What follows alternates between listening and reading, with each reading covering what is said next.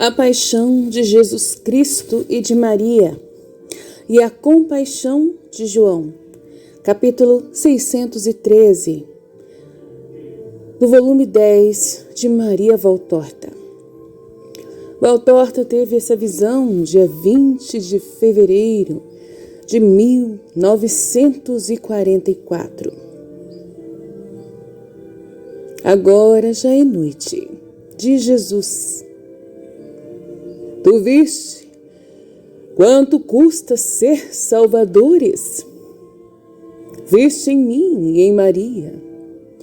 Conheceste as nossas torturas e viste com que generosidade, com que heroísmo, com que paciência, com que humildade, com que constância, com que fortaleza a suportamos pela caridade de salvar-vos.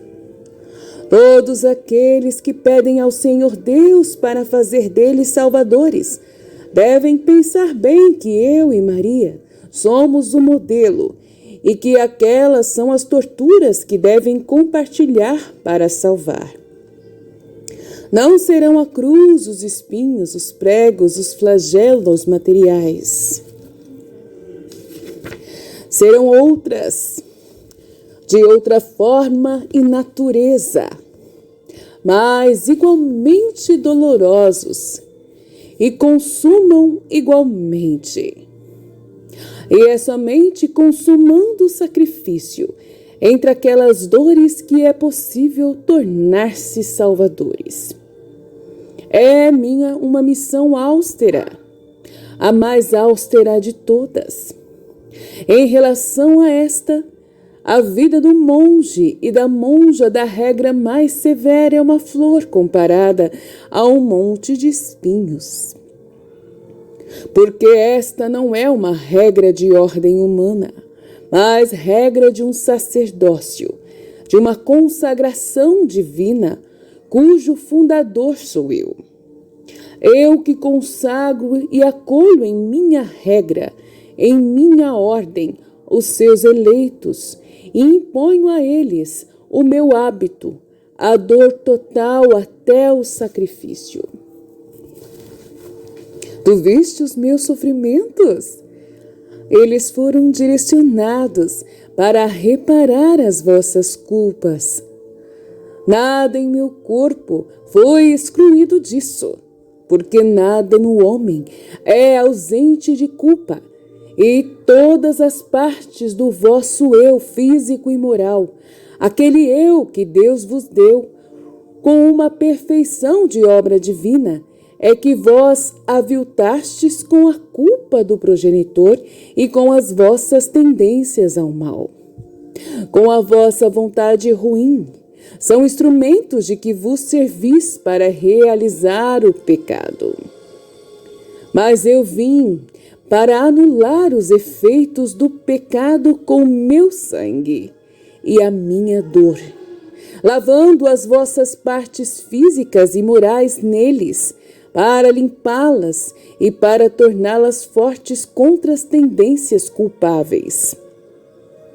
As minhas mãos foram feridas e aprisionadas, amarradas depois de serem forçadas a levar a cruz para reparar todos os delitos feitos pela mão do homem, desde aqueles verdadeiros delitos, como segurar e manobrar uma arma contra um irmão, tornando-vos Caíns, como aqueles de roubar, de escrever falsas acusações, de fazer atos contra o respeito do vosso e dos outros corpos, e de ficar no ócio, que é terreno propício dos vícios. Pela vossa ilícita liberdade das mãos, fiz crucificar as minhas, pregadas ao lenho da cruz, privando-as de todo o movimento, mais do que lícito e necessário. Aos pés do Salvador, depois de terem se afadigado e contundido sob as pedras do meu caminho de paixão, foram transpassados, imobilizados para reparar todo o mal que vós fazeis com os pés, fazendo deles o meio para ir aos vossos delitos, furtos, fornicações e muitas mais obras terríveis. Assinalei as vias, as praças, as casas, as escadas de Jerusalém, para purificar todas as vias de todo o mal que havia nascido dentro e sobre elas. As praças, escadas e casas da terra, semeado nos séculos passados e nos futuros, pelo vosso mal-querer, obediente às instigações de Satanás.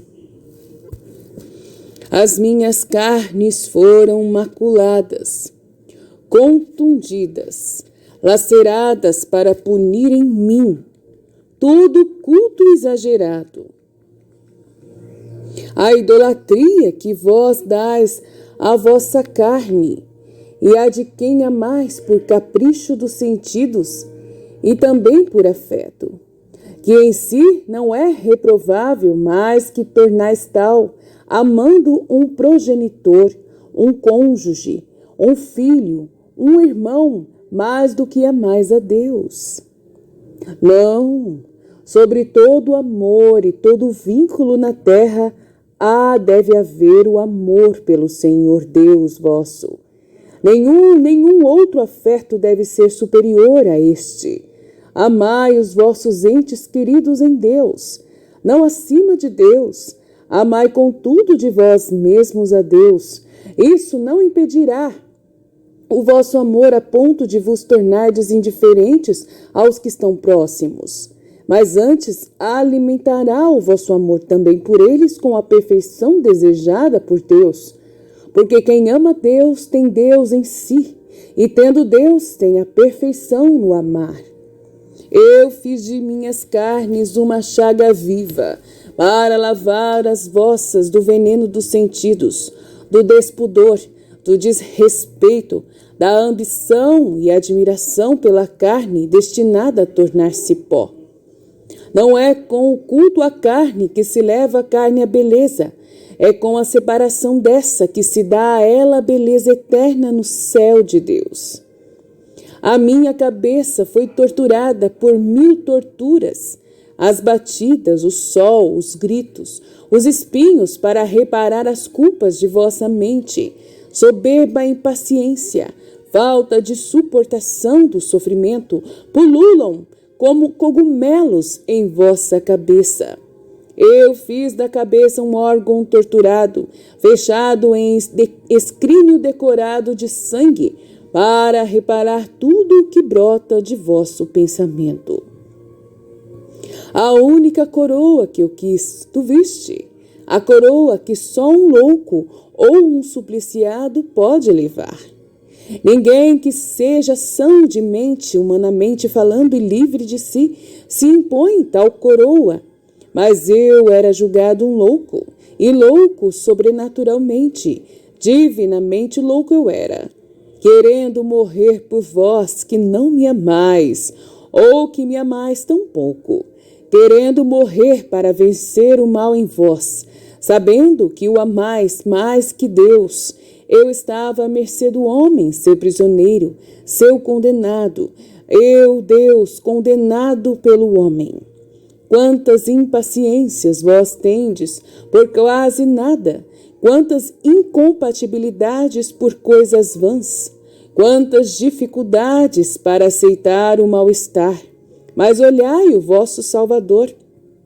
Meditai o que deveria haver de excitante naquele fincar contínuo em novos lugares, naquele enroscar-se nas mechas dos cabelos, naquele movimentar-se contínuo sem permitir mover a cabeça ou apoiá-la de modo algum que não provocasse tormento. Mas pensai o que eram para minha cabeça torturada, dolorosa, febril, os gritos da multidão, as batidas, o sol quente, e refleti que dor eu deveria sentir em minha pobre cabeça, que já estava em agonia na sexta-feira, já transformada em dor pelo esforço da noite de quinta-feira. Essa minha pobre cabeça, na qual fervia a febre de todo o corpo dilacerado e das intoxicações provocadas pelas torturas.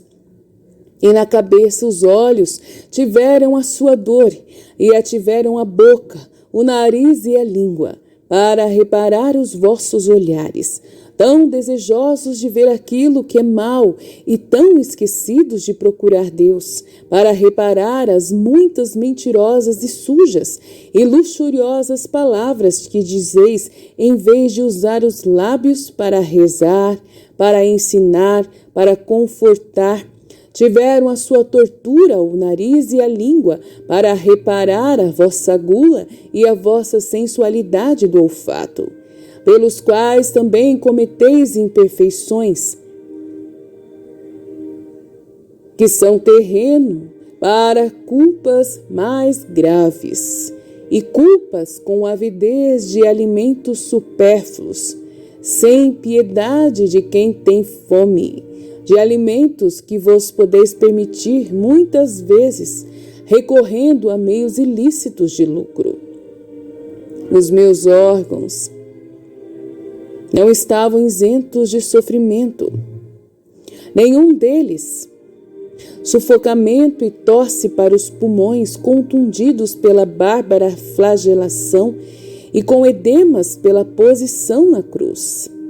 Afã e dor ao coração destroçado e enfraquecido pela cruel flagelação, pela dor moral que a havia precedido, pela fadiga da subida sob o grave peso do lenho, pela anemia consecutiva a todo o sangue perdido, fígado congestionado, baço, rins contundidos e congestionados.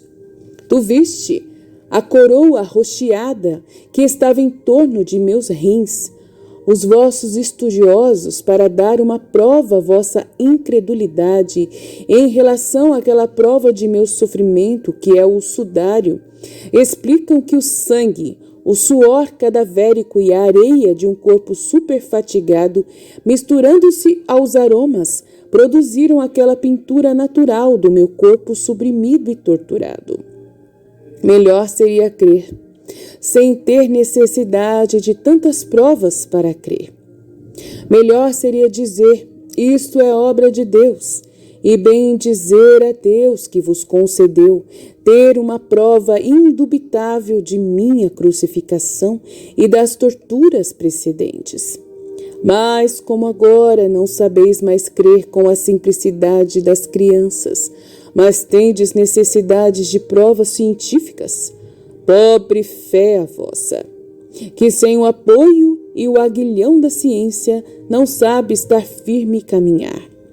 Ficai sabendo que as contusões ferozes dos meus rins foram os agentes químicos mais potentes do milagre do sudário. Os meus rins, quase exauridos pelos flagelos, não puderam mais trabalhar. Como aqueles queimados pelas chamas, foram incapazes de filtrar, e a ureia acumulou-se e se espalhou em meu sangue, em meu corpo, dando os sofrimentos da intoxicação urêmica. E o reagente que, transpirando do meu cadáver, fixou a imagem sobre a tela. Mas quem é médico entre vós, ou quem entre vós está doente de uremia, pode compreender quais sofrimentos deveriam dar-me as toxinas urêmicas, tão abundantes a ponto de serem capazes de produzir a imagem indelével. E a sede, que tortura minha sede. Porém tu viste, não houve ninguém entre tantos que naquelas horas soubesse dar-me uma gota de água desde a ceia. Eu não tive nenhum conforto, e febre, sol, calor, poeira, sangramentos davam tanta sede ao vosso Salvador. Tu viste que rejeitei o vinho com mirra, não queria adoçar meus sofrimentos. Quando alguém se oferta como vítima, é necessário ser vítima sem transações piedosas, sem comprometimentos, sem adoçamentos. É necessário beber o cálice assim como nos é dado. Experimentar o azedo e o fel até o fim. Não o vinho drogado que produz um alívio da dor cerebral. A sorte da vítima é bem severa. Mas bem-aventurado quem a elege por sua sorte. Este é o sofrer do teu Jesus em seu corpo inocente. E não te falo das torturas do afeto por minha mãe e pela sua dor. Era necessária aquela dor, mas para mim foi uma separação cruel. Só o Pai sabe o que sofreu o seu verbo no espírito, na moral e no físico. Também a presença da mãe, se foi a coisa mais desejada do meu coração, que eu tinha necessidade de ter aquele conforto na solidão infinita que o circundava. Infinita solidão provinda de Deus e dos homens. Foi uma tortura. Ela precisava estar lá. Anjo de carne para impedir que o desespero me assaltasse. Como o anjo espiritual o havia impedido no Getsemane. Precisava estar lá para unir a minha dor à sua pela vossa redenção.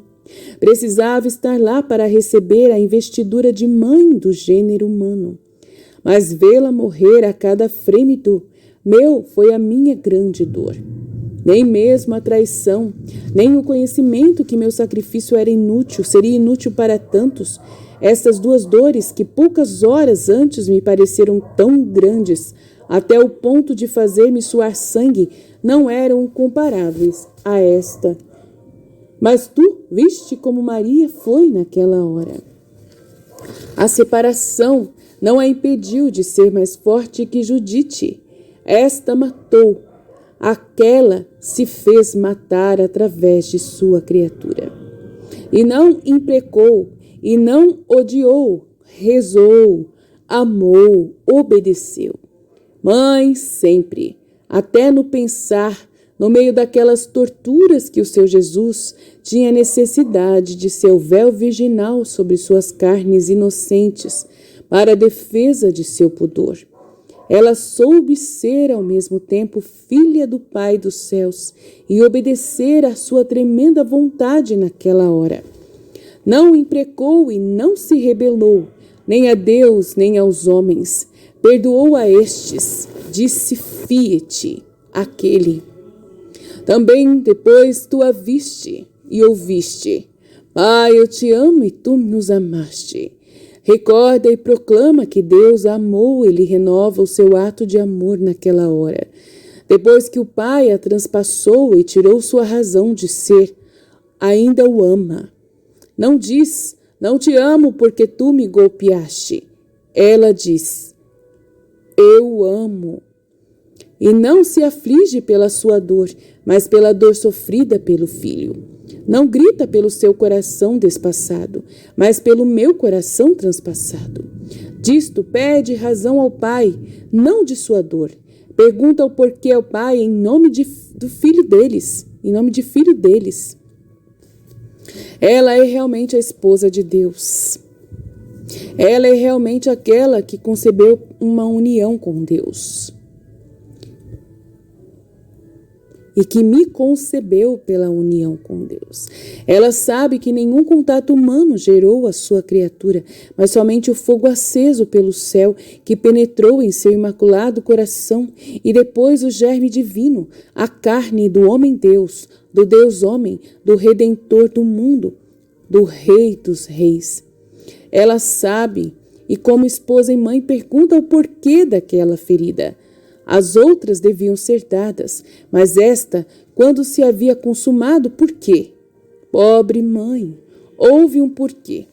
Que a tua dor não te permitiu ler sobre a minha ferida, e foi para que os homens vissem o coração de Deus. Tu o viste, Maria, e não o esquecerás jamais. Não vês, Maria? Não obstante, não veja naquele momento as razões sobrenaturais daquela ferida. Pensa logo que ela me fez mal e bendice a Deus. Que aquela ferida faça tanto mal a ela, pobre mãe. Ela não se importa, não fez mal a mim, e isto lhe basta e lhe serve para bendizer Deus que a imola. Pede unicamente um pouco de conforto para não morrer.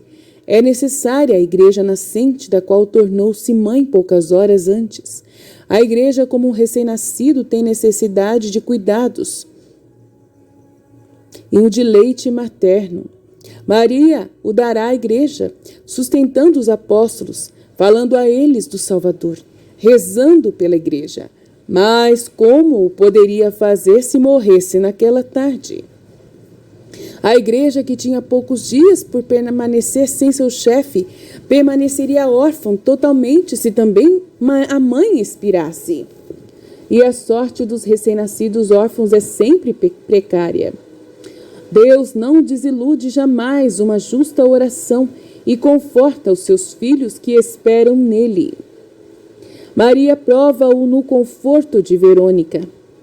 Ela, pobre mãe, estampou nos olhos a efígie do meu rosto morto. Mas não pôde resistir a este olhar. Aquele não é mais o seu Jesus. Está envelhecido, sofrido, com os olhos fechados que não a observam, com a boca contorcida que não lhe fala e sorri. Mas eis um rosto, que é o de Jesus vivo, doloroso, ferido, mas vivo ainda. Eis o seu olhar que a fita, a sua boca que parece dizer mamãe. Eis o seu sorriso que a saúda ainda. Ó Maria, procura o teu Jesus em tua dor. Ele virá sempre, te olhará e te chamará e te sorrirá. Partilharemos a dor, mas estaremos unidos. João, o pequeno João, partilhou com Maria e com Jesus a dor. Sê como João sempre. Também nisto, já te disse, pequeno João, não serás grande pela contemplação e pelos ditados que fazes. Estes são meus, mas pelo teu amor, meu pequeno João. E o amor maior é compartilhar da dor. Isto permite intuir os mínimos desejos de Deus e de torná-los realidade, apesar dos obstáculos. Olha com que sensibilidade viva e delicada João se conduz na noite de quinta-feira até a noite de sexta-feira. E depois mais, observemo-lo naquelas horas. Um momento de desânimo, uma hora de peso. Mas, superado o sono com o acontecimento da captura e do amor, ele vem arrastando-se atrás de Pedro, para que o mestre tenha um conforto, vendo o chefe dos apóstolos e o predileto entre os apóstolos. E depois pensa na mãe, a qual qualquer cruel poderia capturar, e vai até ela. Ele não sabe que Maria já está vivendo os tormentos do filho, e que enquanto os apóstolos dormiam, ela velava e orava agonizando com o filho. Ele não sabia, e vai a ela e a prepara para a notícia. E depois faz o caminho entre a casa de Caifás e o pretório, a casa de Caifás e a casa real de Herodes, e de novo da casa de Caifás ao pretório novamente. E fazer isso aquela manhã, atravessando a multidão embriagada de ódio, com as vestes que o acusam como Galileu. Não é fácil, mas o amor o sustenta. E ele não pensa em si mesmo, mas nas dores de Jesus e de sua mãe. Poderia ser lapidado porque é seguidor do Nazareno. Não importava-lhe, ele desafiava tudo. Os outros fugiram, então, escondidos. Todos estão escondidos. A prudência e o medo os conduziram assim. A ele é o amor que conduz. E ele permanece e se mostra. É puro. O amor prospera na pureza. E se a sua piedade e o seu bom senso o induzem a manter Maria longe da multidão e do pretório, ele não sabe que Maria compartilha todas as torturas do filho, sofrendo-as espiritualmente, quando julga ser a hora que Jesus tem a necessidade dela, e não é lícito manter mais ainda a mãe separada do filho, ele a conduz ao filho e a sustenta e defende diante da cruz. O que é aquele punhado de pessoas fiéis?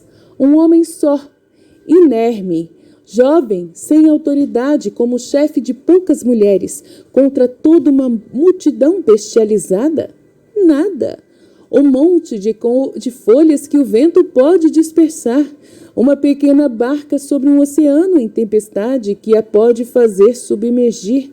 Não importa. O amor é a sua força e a sua vela. Ele vai armado pelo amor e com este protege a mulher e as mulheres até o fim. João possuiu o amor de compaixão como ninguém no mundo, exceto minha mãe. Ele é modelo dos amorosos deste amor. É o teu mestre nisto.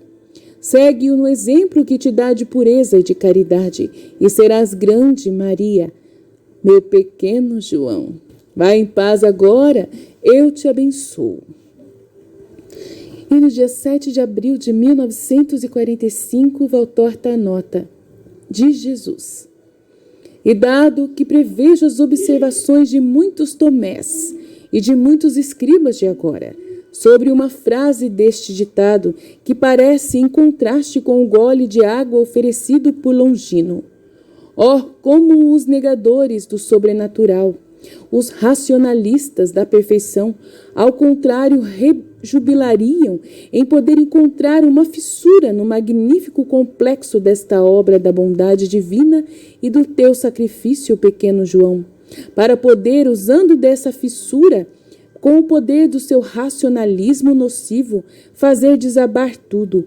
Para prevenir isso, eu te digo e explico. Aquele pobre gole de água, uma gota no incêndio da febre e no ardor das veias vazias, tomado por amor de uma alma que devia ser conduzida e persuadida pelo amor, pode ser levada à verdade. Tomado com suma fadiga no afã agudo que me angustiava, a respiração e obstaculava a deglutição, tanto eu estava destruído pelos flagelos atrozes, não deu outro refrigério que aquele sobrenatural. Como carne, foi um nada, para não dizer um tormento. Rios seriam necessários e não me foram dados. Nem teria podido aceitá-los por causa da sufocação tão forte. Mas quanto refrigério me teriam dado ao coração se me fossem oferecidos? Era de amor que eu morria, de amor não dado por eles. A piedade é o amor, e em Israel não houve amor. Quando contemplais vós bons ou analisais vós céticos, aquele gole pequeno de água que eu recebi, dado por um justo, por piedade, não foi bebida. Portanto, pode-se dizer, sem incorrer em mentira, que da ceia em diante eu não tive conforto para a minha sede. Em todo o povo que me circundava não houve um que me desse conforto, visto que o vinho drogado eu não quis beber. Tive desprezo e escárnios, tive traições e batidas. Isto tive, nada mais. Jesus é tão bondoso que nesse trecho ele buscou explicar o porquê daquele gole de água que ele não considerou, que não foi considerado durante a sua paixão nas escrituras, no Evangelho e em todas as outras conduções, de todos os ditados feitos pela vida de Jesus. Esse único gole de água que o Longino deu para ele, que ele tomou, foi mais a piedade de Longino que o alimentou, que o fez ficar feliz, e não foi o fato dele ter tomado a água que não fez efeito nenhum diante do sofrimento que ele estava vivendo. Foi um golinho de água, só que ele nem conseguiu engolir.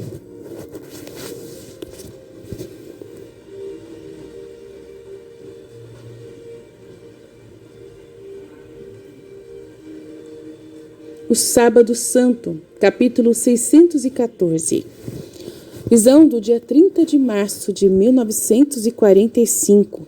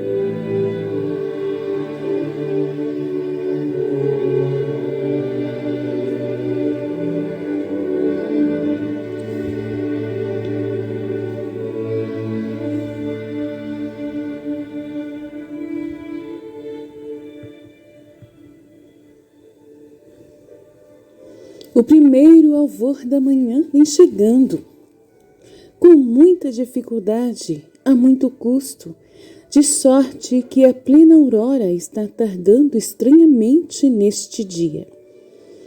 Mesmo se não há nuvens no céu, até parece que os astros perderam todo o seu vigor. E do mesmo modo que à noite a lua estava pálida, também o sol que acaba de aparecer está pálido. Estão opacos. Talvez eles também tenham chorado, para terem agora esse aspecto de embaçados. Como ficaram os olhos dos bons que choraram ou estão chorando pela morte do Senhor. Logo que João percebe que as portas já foram abertas, ele sai surdo às súplicas maternas. As mulheres se fecham em casa, ainda mais atemorizadas, agora que até o apóstolo saiu.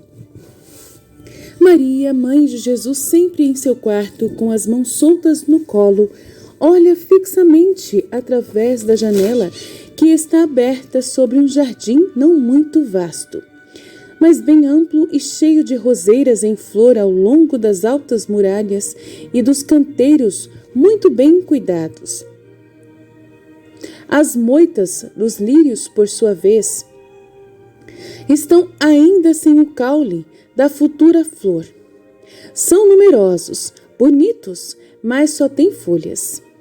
Ela olha, mas eu acho que não esteja vendo nada, mas que esteja vendo somente o que está em seu pobre cérebro cansado, a agonia de seu filho.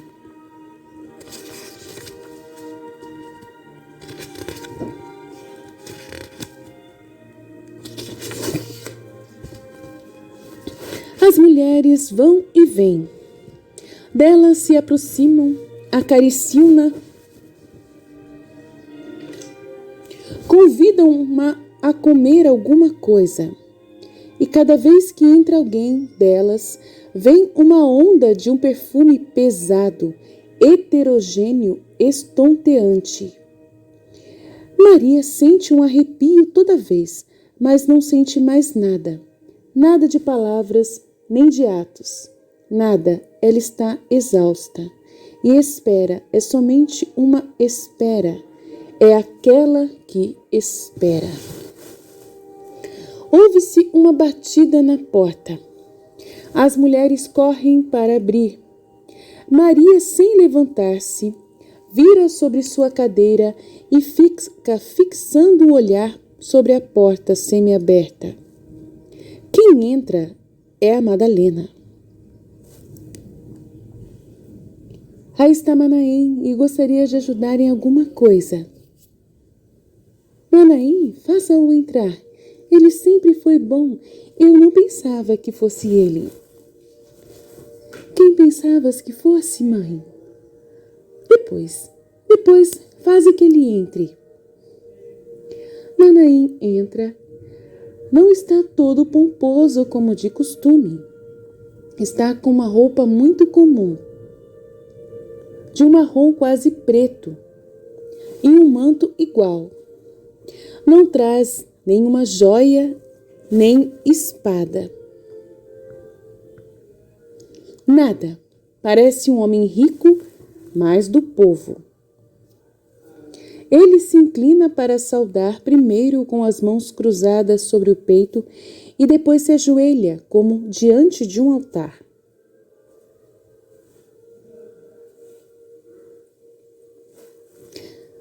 Levanta-te e perdoa se não correspondo à tua inclinação, eu não consigo.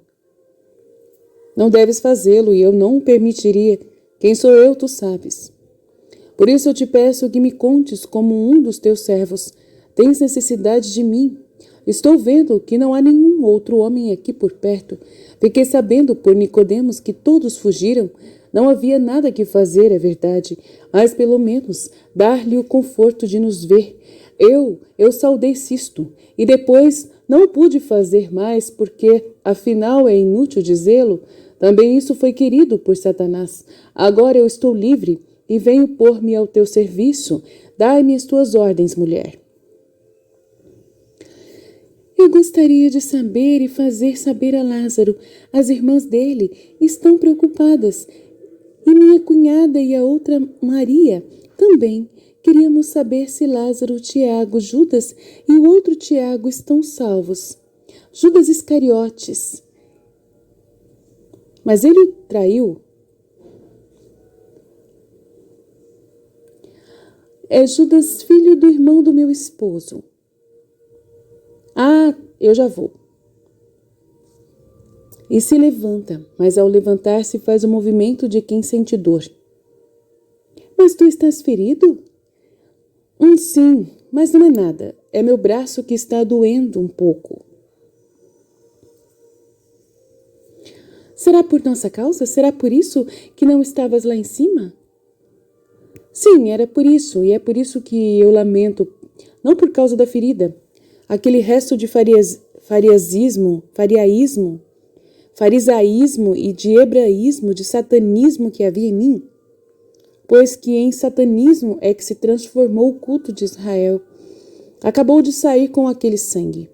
Eu sou como um menino que depois do corte do sagrado umbigo já não tem contatos com o sangue materno, e as poucas gotas que restam do cordão que foi cortado não ficam nele, apertadas como estão pelo laço do linho e caem inúteis. Sou um recém-nascido que vive agora com seu coração e com o seu sangue. Assim sou eu, até agora eu ainda era não completamente formado. Agora cheguei ao fim e vim, pois fui dado à luz. Foi ontem que eu nasci. Minha mãe é Jesus de Nazaré. Ele me deu a luz. Quando deu aquele último grito. Eu sei, porque fugi para a casa de Nicodemos esta noite. Eu só quereria vê-lo. Oh, quando fordes ao sepulcro, dizei-o a mim. E eu irei. O seu rosto de redentor ainda eu não conheço.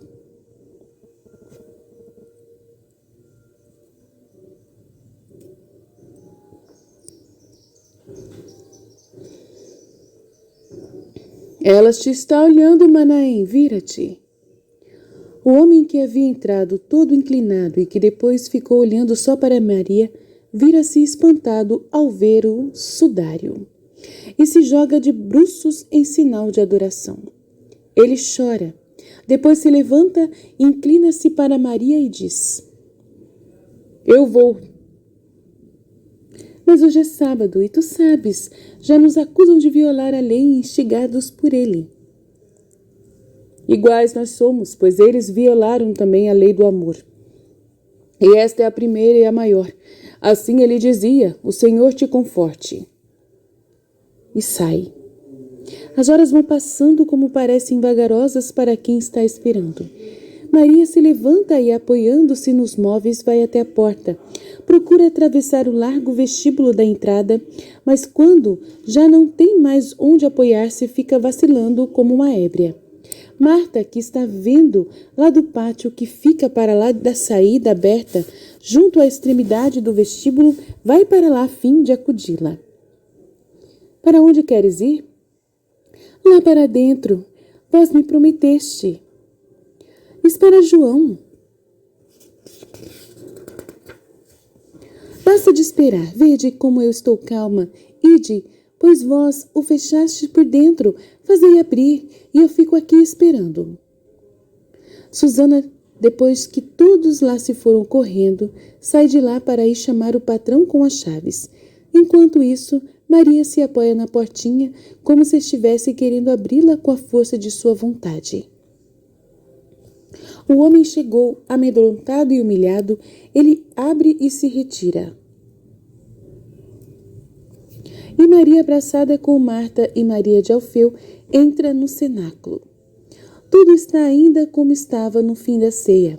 A sucessão dos acontecimentos, a ordem dada por Jesus, evitaram que alguém lançasse mãos dos objetos que lá estavam. Somente foram levadas as cadeiras para os lugares onde estavam antes, e Maria, que também não tinha estado no cenáculo, vai diretamente para onde Jesus se tinha sentado. Parece haver uma mão que a guia, e parece que ela é uma sonâmbula, pelo modo rígido com que se esforça para andar. E ela vai indo, Dá a volta ao redor do leito cadeira. Coloca-se entre ele e a mesa. Fica de pé por um momento e depois tem uma nova crise de choro. Depois se acalma, ajoelha-se e reza com a cabeça encostada à beira da mesa. Ela acaricia a toalha, a cadeira, as vasilhas de louça e a beirada da grande vasilha onde estava o cordeiro, a grande faca usada para trinchar e a ânfora colocada na frente daquele lugar. Ela não sabe que está tocando naquilo que foi tocado pelo próprio Iscariotes. Depois ela fica como uma desmemoriada, com a cabeça apoiada sobre os braços cruzados e postos sobre a mesa. Todos ficam calados.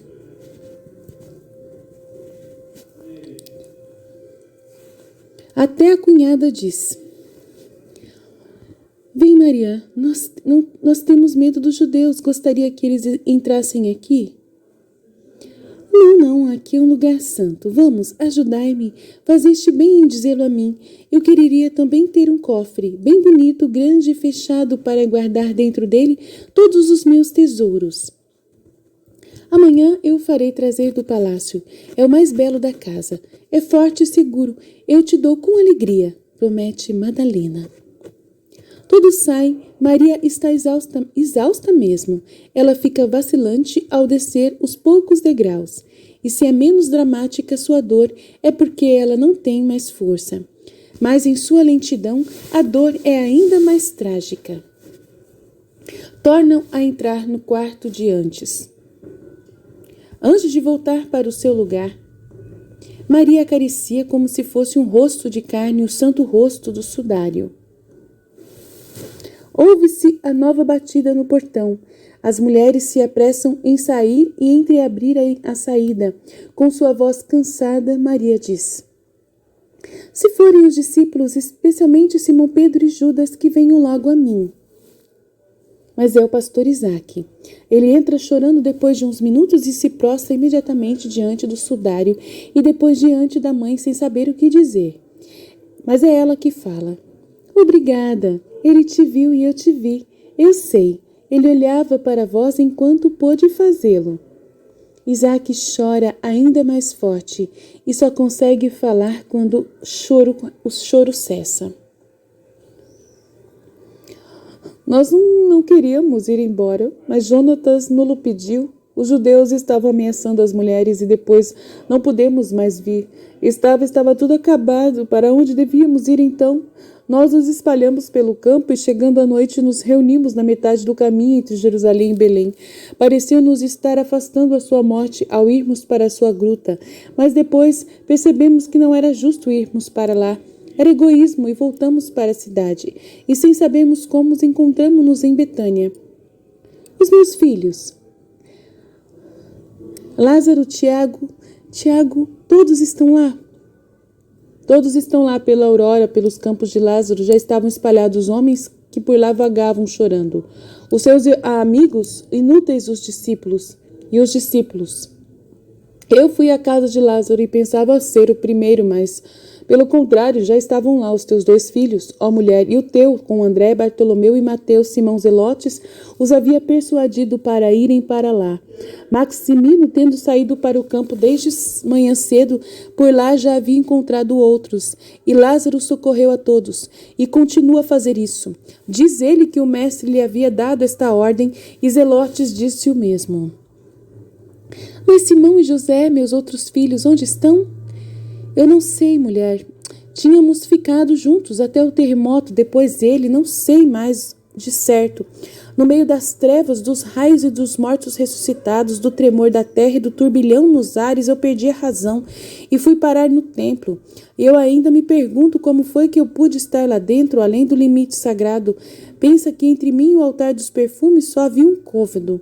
Pensa só, estar lá onde se põe os pés só os sacerdotes de plantão. E eu vi o Santo dos Santos, sim, porque o véu do santo está rasgado de alto a baixo, como se estivesse sido arrancado pela força de um gigante. Se me vissem lá dentro, me apedrejariam, mas ninguém via mais nada, somente encontrei espectros de mortos e espectros de vivos, pois os espectros, eles pareciam a luz dos raios ao clarão dos incêndios e com o terror em seus rostos. Oi, o meu Simão, o meu José! Simão Pedro? Judas Iscariotes e Tomé e Filipe? Eu não sei, mãe. Lázaro me mandou verificar, pois lhe haviam dito que vos haviam matado, que vos haviam matado. Então vai logo tranquilizá-lo. Eu já mandei Manaém. Vai tu também. E disse-lhe que só ele é o morto, e eu com ele. E se vires outros discípulos, leva-os contigo para lá. Mas Iscariotes e Simão Pedro eu os quero comigo. Mãe, perdoa-nos se não fazemos mais. Eu perdoo tudo. Vai. Isaac sai, e Marta e Maria, Salomé e a mulher de Alfeu o sufocam com pedidos, recomendações e ordens. Susana está chorando silenciosamente, porque ninguém lhe fala do seu esposo. E então Salomé se lembra do seu. Ela também se põe a chorar. Faz-se silêncio de novo, até que de novo batem no portão. Como a cidade está tranquila e as mulheres estão menos medrosas, mas quando pela porta de entrada semiaberta elas veem aparecer o rosto sem barba de Longino, fogem todas como se tivessem visto um morto sobre um lençol fúnebre, e o próprio demônio em pessoa. O dono da casa, que para variar está vagando pelo vestíbulo, é o primeiro a dar o fora. Quem acode às pressas é Madalena, que estava com Maria. Longino, com um involuntário sorriso zombeteiro nos lábios, entrou e ele mesmo fechou o pesado portão. Não está uniformizado, mas com uma veste cinzenta e curta por baixo e um manto também escuro. Maria Madalena olha para ele e ele olha para ela. Depois, continuando encostado à porta, Longino pergunta: será que posso entrar sem contaminar ninguém e sem causar medo a ninguém? Eu vi esta manhã o cidadão José e ele me falou do desejo da mãe. Eu peço perdão se não conseguir por mim mesmo pensar no caso. Vim trazer-lhe a lança. Aqui ela está. Eu a tinha guardado como lembrança do caso. Do Santo dos Santos. Oh, ele é isso mesmo. Mas é justo que a mãe fique com ela. Quanto às vestes, é mais difícil. Não digais isso a ela. Mas estas horas talvez já tenham sido vendidas por uns poucos denários. É um direito dos soldados, mas eu procurarei encontrá-las. Vem, ela está lá. Mas eu sou pagão. Não importa, vou dizer-lhe se é o que desejas. Oh, não, eu nem pensava em merecer isso. Maria Madalena vai à Virgem. Mãe, Longino está aí fora. Veio te oferecer a lança. Faz-me entrar. O dono da casa, que está na saída, resmunga. Mas ele é um pagão. Eu sou a mãe de todos, homem. Como Jesus é o redentor de todos. Longino entra e sobre a soleira da porta saúda à moda romana, com um gesto feito com o braço, tendo levantado o manto e depois com sua voz. Ave Senhora, um romano te saúda, ó mãe do gênero humano. A verdadeira mãe. Eu não teria querido ser eu a fazer aquilo, mas era uma ordem. Mas se eu servir para dar-te o que desejas, eu perdoo o destino por ter me escolhido para aquela horrenda ação. É isso. E ele lhe entrega a lança enrolada em um pano vermelho. Somente a lâmina, a haste não. Maria a segura, ficando ainda mais pálida. E com a palidez até os seus lábios quase desaparecem, fica parecendo que a lança a faça desmaiar. E ela treme até nos lábios enquanto diz: que ele te conduza a si pela tua bondade. Foi o único justo que encontrei no vasto império romano. Eu me arrependo de não tê-lo conhecido a não ser pelas palavras dos companheiros. Agora é tarde. Não, meu filho, ele parou de evangelizar, mas o seu evangelho continua em sua igreja. Onde é sua igreja? Longino está levemente irônico. É aqui. Hoje ela está fustigada e dispersa, mas amanhã se reunirá como uma árvore que ajeita a folhagem depois da tempestade. E ainda que não houvesse mais ninguém, eu aqui estou, e o Evangelho de Jesus Cristo, Filho de Deus e meu, está todo escrito em meu coração. É só olhar no meu coração para podê-lo repetir. Eu virei.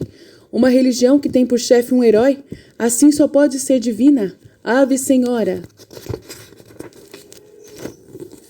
E também Longino vai-se embora. Maria beija a lança, onde ainda está o sangue do seu filho, e ela não quer tirar aquele sangue, mas o deixa como um rubi de Deus sobre a lança cruel, como ela diz. O dia, por entre nuvens claras e escuridões de temporal, assim foi passando. João só volta quando o sol, que já está a pino, diz que o meio-dia já chegou. Mãe, eu não encontrei ninguém, a não ser o Judas Iscariotes. Onde ele está? Oh, mãe, que horror! Ele está pendurado em uma oliveira, todo inchado e escuro, como se tivesse morrido há semanas. Está podre, horrível. Sobre ele os abutres, os corvos, que sei eu, gritam em brigas ferozes. Foi o barulho que eles faziam que me fez ir até lá. Eu estava indo a caminho do Monte das Oliveiras e sob uma colina vi muitos grupos de aves pretas. Fui até lá para quê? Nem eu sei. E então eu vi. Que horror! Que horror! Dizes bem, acima da bondade está a justiça. De fato, agora a bondade está ausente. Mas Pedro, João, eu estou com a lança, mas das vestes Longino não falou. Mãe, eu quero ir ao Getsemane. Ele foi preso sem o manto e talvez ele esteja ainda lá. Depois eu irei a Betânia. Vai e procura o manto, vai. Os outros já estão na casa de Lázaro, por isso não vais para lá. Não é preciso. Vai então e volta para cá. João sai correndo sem ter tomado nenhum alimento. Como Maria, as mulheres comeram de pé pão e azeitonas à medida que iam trabalhando no preparo dos bálsamos. E chega com Jonatas Joana, mulher de Cusa. Ela parece mais uma máscara de tanto chorar, e logo que vê Maria diz: ele me salvou e agora morreu. Eu não quereria mais ter sido salva. É a mãe dolorosa quem deve consolar essa criatura curada, mas que ficou com uma sensibilidade doentia, e a consola e dá coragem, dizendo-lhe: não o terias conhecido e amado, e não o poderia servir agora. Quantas coisas teremos que fazer no futuro, e somos nós que o deveremos fazer. Porque, como estás vendo, nós ainda ficamos, mas os homens fugiram. É sempre a mulher que verdadeiramente gera no bem e no mal, e a nós é que toca gerar a nova fé, pois dela nós estamos repletas, já que foi colocada em nós pelo esposo Deus. É essa que geraremos para a terra, para o bem do mundo. Olha como ele está bonito, e como está sorrindo e mendigando esse nosso trabalho. Joana, eu te amo, tu sabes disso, não chores mais. Mas ele morreu sim, ali está semelhante a um vivo, mas ele não está mais vivo. Quem é este mundo sem ele?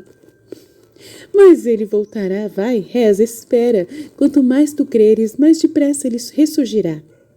Crer nisto é a minha força, e somente eu, Deus e Satanás sabemos quantos ataques foram feitos contra esta minha fé em sua ressurreição. Também Joana vai-se embora, fraca e encurvada como um lírio saturado demais de água. Tendo saído Joana, Maria torna a cair em seu tormento. A todos devo dar força, e a mim quem a dá? E chora, acariciando o rosto da efígie, porque agora está sentada perto da arca sobre a qual o sudário está estendido. Acabam de chegar José e Nicodemos. Eles evitam que as mulheres precisem sair para comprar mirra e aloés, porque estão trazendo consigo alguns saquinhos disso. Mas a força deles desaparece diante do rosto impresso no linho e do rosto arrasado da mãe. Eles vão sentar-se num canto depois de a terem saudado e ficam calados, sérios, fúnebres, e depois se vão. Nem ela tem mais força para falar, mas à medida que a noite vai chegando, que hoje está precoce por causa da grande quantidade de nuvens abafadoras, tanto mais ela se vai tornando uma criatura aflita. As sombras da tarde são também para ela, como para todos os que estão sofrendo, uma fonte de maior dor. Também as outras ficam mais tristes, especialmente Salomé, Maria de Alfeu e Susana. Mas para elas chega, enfim, o alívio, porque um grupo chega Zebedeu, o esposo de Susana, Simão e José de Alfeu. Os dois primeiros ficam no vestíbulo, enquanto explicam que João os encontrou enquanto ia passando pelo subúrbio de Ofeu. Os outros dois foram encontrados por Isaque quando iam errantes pelos campos, na incerteza de voltarem para a cidade ou irem para junto de seus irmãos, que eles supunham estarem em Betânia. Simão diz: Onde está Maria? Eu a quero ver. E precedido por sua mãe, ele entra e beija sua parenta, que está muito desolada. Está sozinho? Por que José não está contigo? Por que é que vos afastastes um do outro? Ainda há desentendimento entre vós? Não deves haver, pois não estás vendo? A razão dos atritos está morta. E faz um sinal mostrando o rosto no sudário. Simão olha para ele e chora, dizendo: Não nos deixamos mais e não nos afastaremos um do outro. Sim, a razão dos atritos morreu, mas não como tu achas. Morreu porque João agora compreendeu. José está ali fora, mas sem coragem de entrar. Oh, não! Eu nunca causo medo, mas sou só piedade. Eu teria perdoado até o traidor, mas não posso mais. Ele se matou. Ela se levanta, sai caminhando encurvada e chamando: José, José! Mas José, sufocado pelo pranto, não responde. Então ela se apresenta à porta como fazia para falar a Judas e, apoiando-se no umbral, estende a outra mão e a pousa sobre a cabeça do mais velho e teimoso dos seus sobrinhos. Ela o acaricia e diz: Deixa que eu me apoie em um José? Tudo era paz e serenidade enquanto aquele nome era o rei na minha casa. Depois o meu santo morreu e todos os bens humanos da pobre Maria também morreram. Ficaram os bens sobrenaturais do meu Deus e Filho. Agora eu é que sou abandonada. Mas se posso estar entre os braços de um José que amo, e tu sabes que eu te amo, eu me sentiria menos abandonada. Terei a impressão de voltar para trás, de poder dizer: Jesus está ausente, mas não morto. Ele está em Caná, em Naim, trabalhando por lá, mas ele voltará. Vem, José, vamos entrar juntos para onde ele está esperando para sorrir-te. Ele quis deixar-nos o seu sorriso, a fim de dizer-nos que não leva rancor. José entra, seguro pela mão dela, e quando a vê sentar-se, ajoelha-se diante dela, pondo a cabeça em seu colo, soluçando e dizendo: Perdão, perdão. Não é a mim, é a ele que deves pedir. Ele não pode mais me perdoar. Lá no Calvário eu procurei atrair o seu olhar. Para todos ele olhou, menos para mim. Tem razão. Eu o conheci e amei como mestre tarde demais. Agora tudo se acabou. Agora é que começa, tu irás a Nazaré e dirás: eu creio, e a tua fé terá um valor infinito.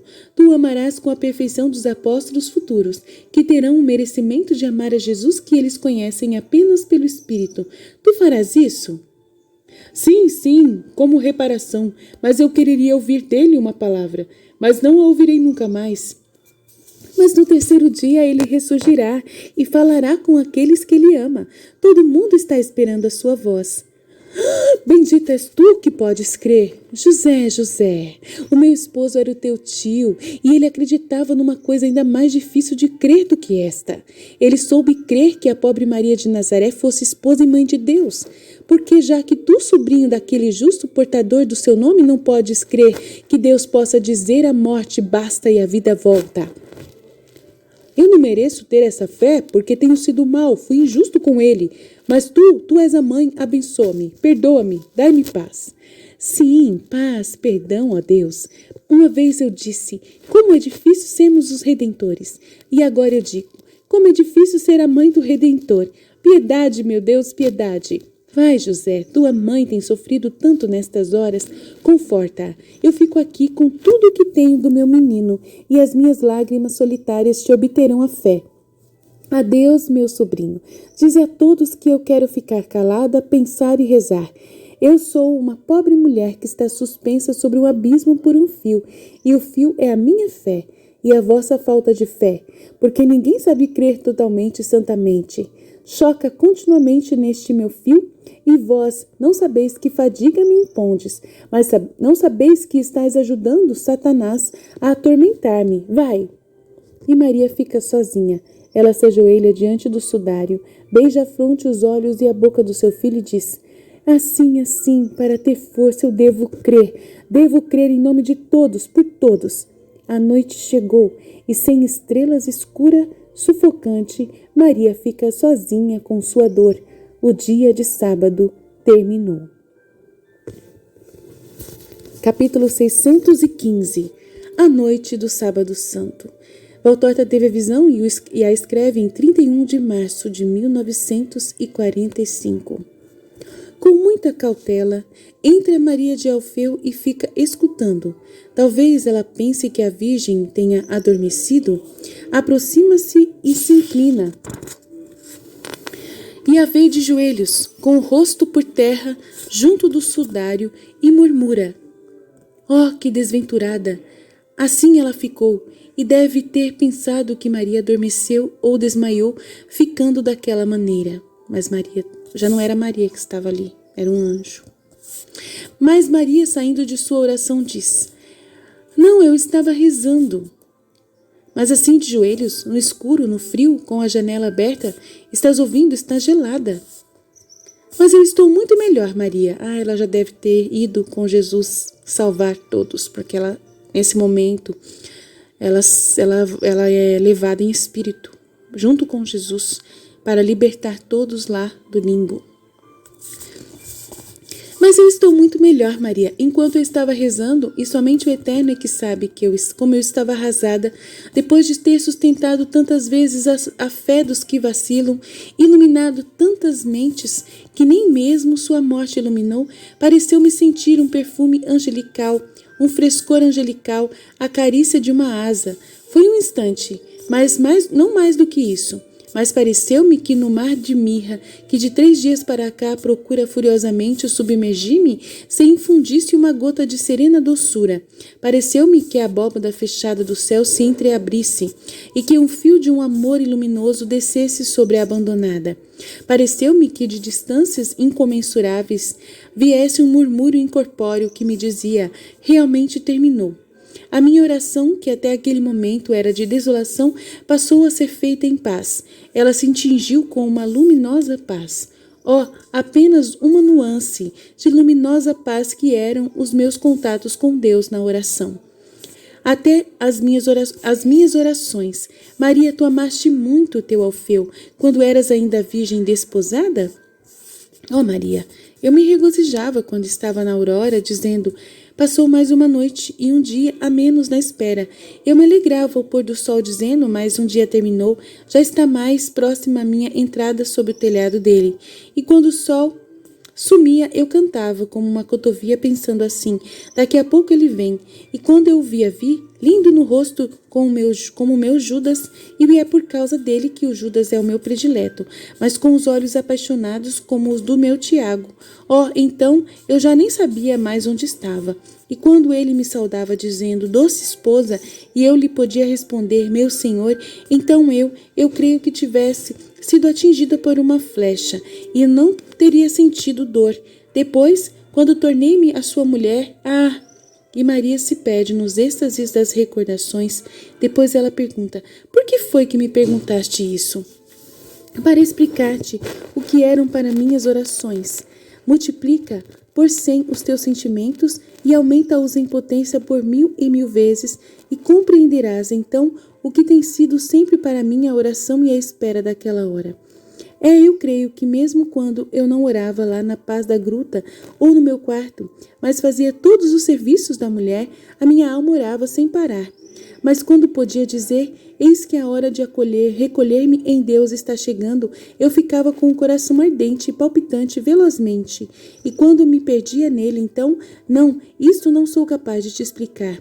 Quando estiveres na luz de Deus, compreenderás. Tudo isso há 3 dias que estava perdido, e era ainda mais doloroso de não ter mais o meu filho. E Satanás trabalhava nestas 2 chagas sobrepostas da morte do meu filho e do abandono de Deus, criando assim uma terceira chaga, que era a do terror da falta de fé. Maria, eu te quero bem e és minha parenta. Tu o dirás depois aos teus filhos apóstolos, a fim de que eles saibam resistir no apostolado e triunfar sobre Satanás. Eu tenho certeza de que se eu tivesse aceitado a dúvida, se tivesse cedido à tentação de Satanás e tivesse dito, não é possível que ele ressurja negando Deus, pois dizer isso seria negar Deus com sua verdade e potência tão grande e redenção, teria caído de novo no nada. Eu, a nova Eva, teria mordido de novo a maçã da soberba e do sentido espiritual e teria desfeito a obra do meu Redentor. Os apóstolos continuamente serão tentados assim pelo mundo, pela carne e pelo poder de Satanás, que eles fiquem firmes contra todas as torturas e as corporais serão as mais leves, a fim de não destruir o que Jesus fez.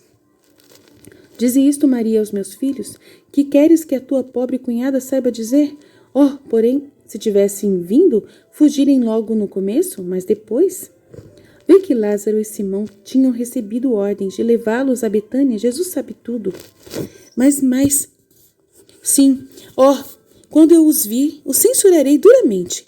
Eles procederam como uns vilões, que outros o fossem, mas eles não. Os meus filhos, nunca os perdoarei. Perdoa, perdoa. Foi só um instante de desvario, minha prima. Minha cunhada, eles não acreditaram que ele pudesse ser preso. Ele o havia dito. Justo por isso, eu não os perdoo. Eles sabiam, portanto, estavam já preparados. Quando se sabe de uma coisa e se acredita em quem a diz, nada mais causa espanto. Maria, a vós também ele disse, eu ressurgirei. No entanto, se eu pudesse abrir o vosso peito e a vossa cabeça sobre o coração e o cérebro, eu veria lá escrito não pode ser. Mas pelo menos sim. É difícil crer. Contudo, nós ficamos no Calvário. Eles não. Foi por uma graça gratuita de Deus que nós conseguimos ficar. Se assim não fosse, teríamos também fugido nós também. Ouviste o que disse Longino? Ele disse, é uma coisa horrível. E ele é um guerreiro. Nós mulheres sozinhas, com um rapaz, resistimos por uma ajuda direta de Deus. Portanto, não te glories disso. Não é um mérito nosso. E por que não para eles? Porque eles serão sacerdotes do futuro. Portanto, eles devem saber depois de tê-lo experimentado, como é fácil para o fiel de um credo cair na negação. Jesus não quer sacerdotes como aqueles que o são tão pouco a ponto de terem sido os seus mais contumazes inimigos. Tu estás falando de Jesus como se ele já tivesse voltado? Estás vendo? Tu mesmo confessas que não crês. Como é, tendo que pode censurar os teus filhos? Maria de Alfeu não sabe o que dizer, fica de cabeça inclinada, envergonhada, e começa a mexer maquinalmente nos objetos, encontra uma pequena candeia e sai com ela, para depois voltar com ela acesa e posa-a no lugar de costume.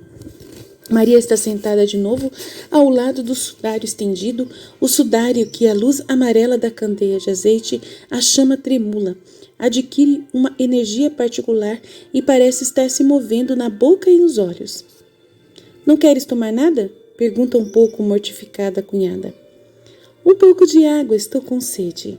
Maria vai e volta trazendo leite. Não insistas, não posso. Água sim. Eu não tenho mais água em mim. Creio que não tenho mais nem sangue. Mas estão batendo no portão. Maria de Alfeu sai. Há um falatório no vestíbulo e depois João enfia a cabeça para dentro. João, tu voltaste. Nenhuma novidade mais? Sim, Simão Pedro e o manto de Jesus, tudo junto. Estão no Getsemane, o manto. João desliza de joelhos e diz, Ei-lo, mãe, aqui está todo rasgado e ensanguentado, as marcas das mãos de Jesus somente. Ele é que as tinha assim, longas e finas, mas os rasgões foram feitos com os dentes, e se percebe claramente que foram dentes de homem. Eu penso que tenha sido Judas Iscariotes, porque perto do lugar onde Simão Pedro encontrou o manto, havia um pedaço da veste amarela de Judas.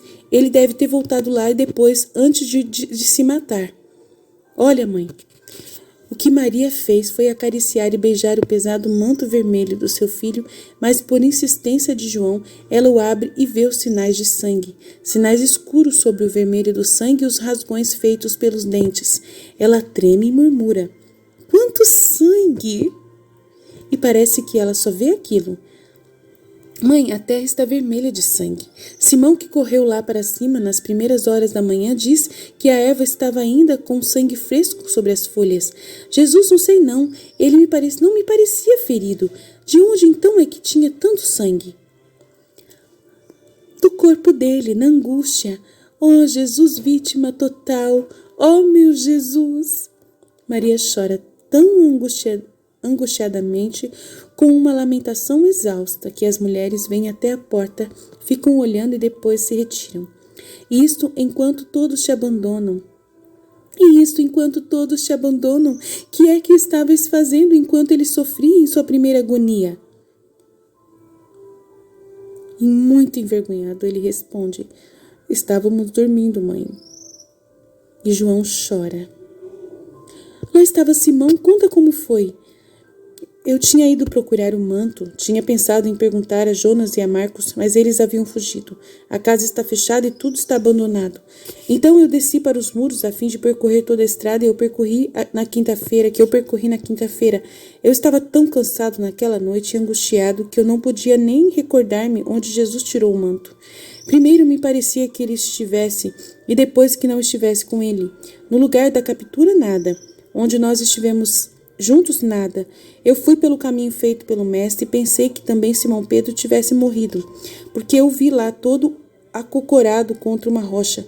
Eu gritei. Ele levantou a cabeça e eu pensei que ele havia ficado louco, pois estava completamente diferente. Ele deu um urro e procurou fugir, mas estava cambaleando, meio cego por ter chorado muito, e eu o segurei e ele me disse: deixa-me, eu sou um demônio. Eu reneguei. Como ele dizia, o galo cantou, e ele olhou para mim e fugi. Corri para cima e para baixo pelos campos e acabei vindo parar aqui. Estás vendo? Aqui Javé me fez achar o sangue dele para me acusar. Tudo tem sangue, tudo tem sangue. Há sangue sobre as rochas, sobre a terra, sobre as ervas. Fui eu que o fiz espargir-se, como também tu, como todos. Mas eu reneguei aquele sangue. Ele me parecia estar delirando. Procurei acalmá-lo e levá-lo de lá. Mas ele não queria. Ele só dizia aqui, aqui, para fazer guarda a este sangue e ao seu manto. E com minhas lágrimas eu quero lavar. Quando não houver mais sangue sob o pano, talvez eu volte para o meio dos vivos, batendo no peito dizendo: eu reneguei o Senhor. Então eu lhe disse que tu querias vê-lo e que me havias mandado procurá-lo, mas ele não queria acreditar. Então eu lhe disse que tu querias também Judas para perdoá-lo e que sofrias por não mais poderes fazê-lo por causa do suicídio. Então ele chorou, mais calmo. Ele quis saber de tudo e me contou que o prado estava ainda com o sangue fresco e que o manto havia sido todo estragado por Judas, do qual ele tinha até achado um pedaço da veste. Eu deixei falar bastante, depois eu lhe disse: vamos à casa da mãe. Mas quando eu não tive que pedir até persuadi-lo, mas quanto eu tive que pedir até convencê-lo, e quando me pareceu que o havia convencido, ele me ia levantando para irmos embora, ele já não queria mais vir. E só lá pela noitinha é que ele veio, mas quando passou para o outro lado do portão, ele se escondeu de novo em uma horta deserta, dizendo: não quero que ninguém me veja, pois eu trago escritas na frente estas palavras: renegador de Deus. E agora que a escuridão já está completa, eu consegui puxá-lo até aqui. Onde está ele? De trás daquela porta. Faze-o entrar. Mãe, João, não censures, ele está arrependido. Tu me conheces tão pouco ainda, faze-o entrar. João sai, depois volta, mas volta sozinho e diz: ele não tem coragem, experimenta chamá-lo tu. E Maria com doçura: Simão de Jonas, vem! E nada. Simão Pedro, vem! Nada. Pedro de Jesus e de Maria, vem! Ouve-se um áspero acesso de choro, mas ele não entra. Maria se levanta, deixa o manto sobre a mesa e vai até a porta.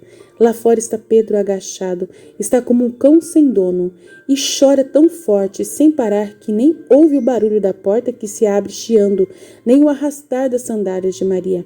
Ele só percebe que ela está ali quando ela se inclina para pegar-lhe uma das mãos que está apertada sobre os olhos, e o faz levantar-se. Maria entra no quarto, puxando-o atrás de si, como se faz com um menino. Ela fecha a porta com o trinco e o ferrolho e, encurvada pela dor, assim como ele pela vergonha, volta ao seu lugar. Pedro vai pôr-se aos pés dela de joelhos e chora desenfreadamente. Maria o acaricia por sobre seus cabelos grisalhos e suados pela dor. Nada mais além dessa carícia, até que ele fica mais calmo. Afinal, depois, Pedro diz: Tu não me podes perdoar, por isso não me acaricies, porque eu reneguei. Maria lhe diz: Pedro, tu o renegaste, é verdade.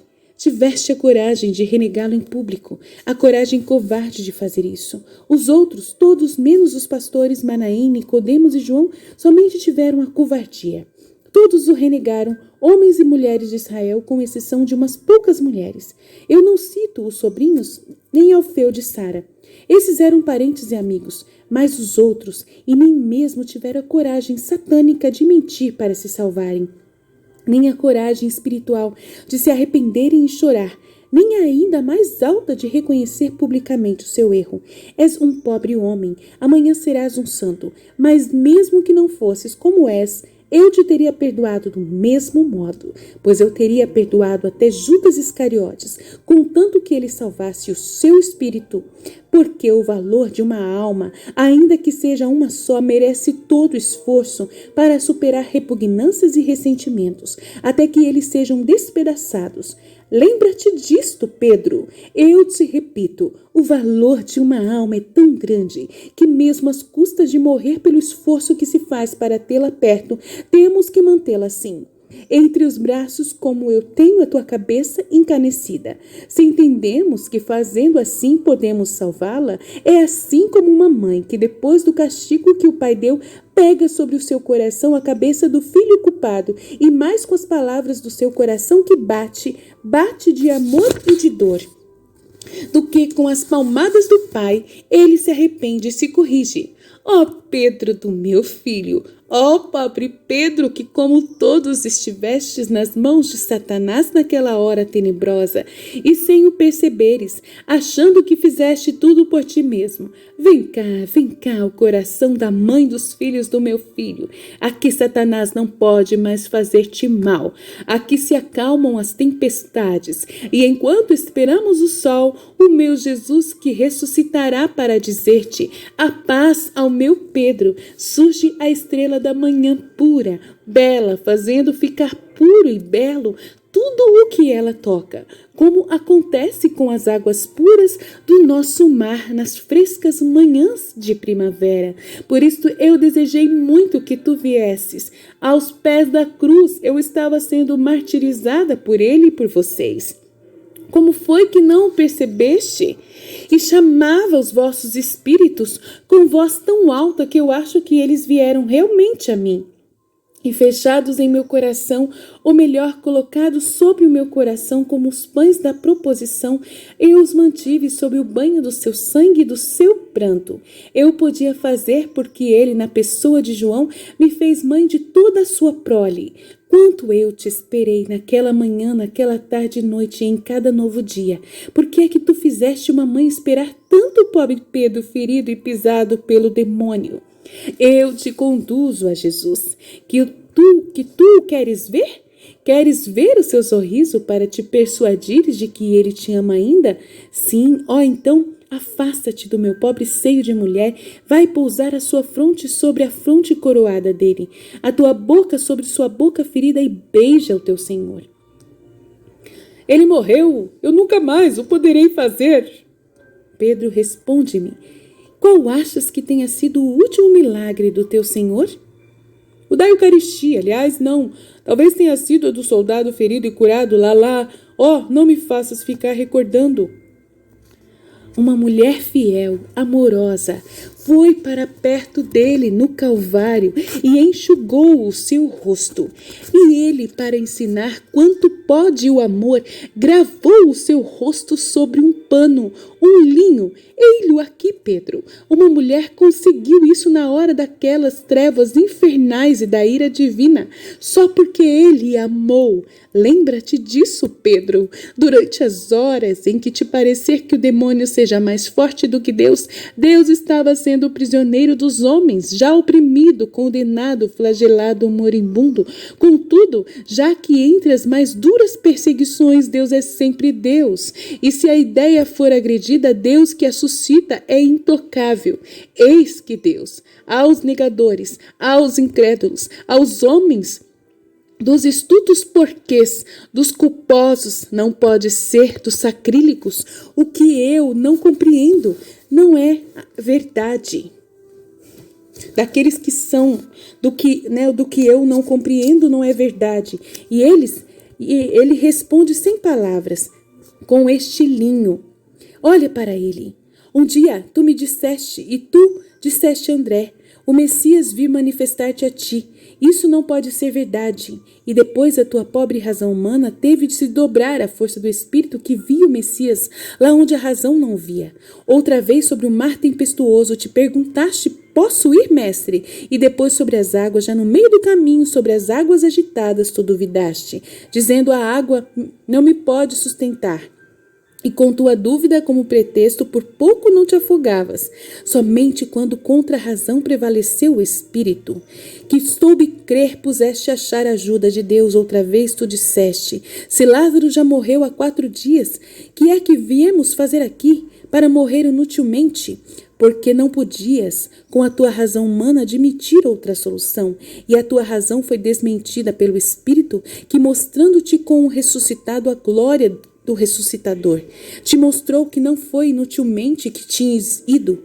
Outra vez ainda, e mais outras tu disseste, ao ouvir o Senhor falar de morte, e de uma morte atroz, isto não te acontecerá nunca. E tu vês que a tua razão foi refutada. Eu agora fico esperando ouvir a palavra do teu Espírito neste último caso. Perdão, não isso, uma outra palavra. Eu creio. É uma outra palavra. Não sei. Eu amo, Pedro, ama, e serás perdoado, crerás, será forte, serás um sacerdote, não um fariseu que oprime e só tem formalismos e não uma fé ativa. Olha para ele, coragem, olha para ele. Todos olharam para ele e o veneraram, até Longino, e tu não conseguirás? No entanto, soubeste renegá-lo, se não o reconheceres agora através do fogo de minha materna e amorosa dor, que vos une, vos dá a paz, então não poderás mais. Ele ressurge, como poderás olhar para ele, em seu novo fulgor, se não sabes como é seu rosto de mestre, que conheces, mas que se converterá num rosto de triunfador, que não conheces? Porque a dor, toda a dor dos séculos e do mundo, afetou-o com cinzel e macete naquelas horas que vão desde as vésperas de quinta-feira até a hora 9 da sexta-feira, e mudaram o seu rosto. Antes era somente mestre e amigo, agora é juiz e rei. Ele subiu para sua cátedra a fim de julgar e cingiu-se com a coroa, e assim ficará, com a diferença de que depois da gloriosa ressurreição não será mais o homem juiz e rei, mas o Deus juiz e rei. Olha para ele, olha enquanto sua humanidade e sua dor o velam, a fim de que poder olhar quando ele triunfar em sua divindade. Pedro, levanta finalmente a cabeça do colo de Maria e fica olhando para ela com seus olhos avermelhados pelo pranto em um rosto de velho menino desolado e espantado, pelo mal que fez e pelo bem que encontra feito.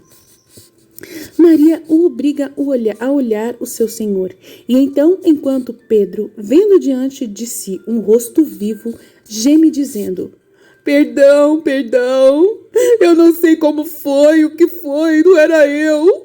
Era alguma coisa que me fazia não ser eu, mas eu te amo, Jesus, eu te amo, mestre meu, volta, não te vás embora assim, sem me dizeres que me entendeste. Maria repete o ato, já feito na câmara sepulcral, com os braços estendidos e de pé, parece uma sacerdotisa no ato de fazer a oferta. E como lá ela ofereceu a vítima sem mancha, aqui ela oferece o pecador arrependido, pois ela é a mãe dos santos e dos pecadores. Depois ela levanta Pedro e torna a consolá-lo e lhe diz: agora estou mais contente, sei que estás aqui, agora vai, com as mulheres e João. Vós estáis precisando de repouso e alimento. Vai e sê bom, como se falasse a um menino.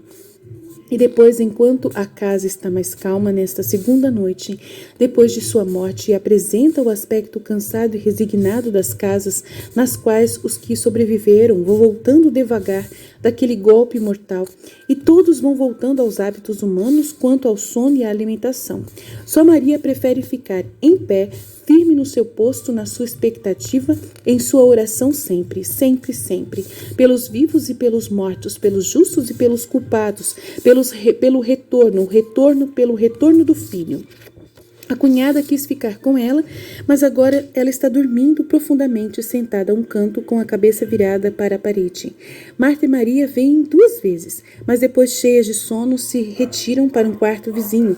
E depois de algumas palavras, elas também caem no sono. E mais adiante, em um quartinho pequeno, que mais parece de brinquedo, já estão dormindo Salomé e Susana, enquanto sob 2 esteiras jogadas no chão, dormem Pedro e João, roncando rumorosamente. O primeiro deles está ainda com um soluço, que se ouve intercalado entre o ronco e o outro.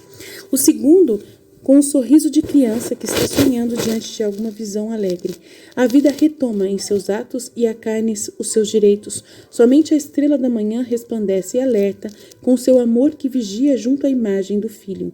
E a noite de sábado santo vai passando assim, até o canto do galo, aos primeiros alvores da aurora, faz com que Pedro desperte com um grito e se levante, mas o seu grito amedrontado e doloroso desperta os outros que estão dormindo. Assim para eles termina a trégua e recomeça o sofrimento, enquanto que Maria não sente outra coisa senão a ansiedade crescente da expectativa.